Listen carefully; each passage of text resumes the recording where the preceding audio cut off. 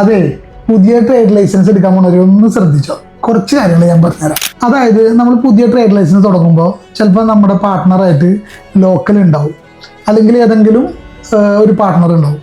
നമ്മൾ ശ്രദ്ധിക്കേണ്ട ഒരു കാര്യം, ഇവരുടെ പേരിൽ മറ്റൊരു ലൈസൻസ് ഉണ്ടെങ്കിൽ ആ ലൈസൻസ് എക്സ്പയർ ആണെങ്കിലോ, അതിലെന്തെങ്കിലും എംപ്ലോയീസിൻ്റെ ലേബർ കാർഡ് എക്സ്പയർ ആണെങ്കിലോ, പിന്നെ അതുപോലെ തന്നെ ഒരു വാറ്റ്, കോർപ്പറേറ്റ് ടാക്സ് എന്നിവ ചെയ്തിട്ടില്ലെങ്കിലോ, ഈ എമൗണ്ടുകളെല്ലാം നമുക്ക് പുതിയ ലൈസൻസ് ഓപ്പൺ ആക്കുമ്പോൾ നമ്മുടെ പുതിയ ലൈസൻസിലേക്ക് ആഡായി വരും.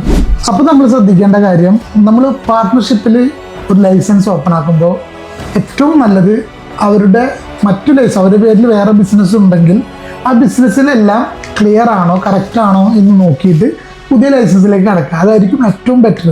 അല്ലെങ്കിൽ നിങ്ങൾ വലിയൊരു എമൗണ്ട് വീണ്ടും പുതിയ തുടങ്ങാൻ പോകുന്ന ബിസിനസ്സിലേക്ക് ഇൻവെസ്റ്റ് ചെയ്യേണ്ടി വരും.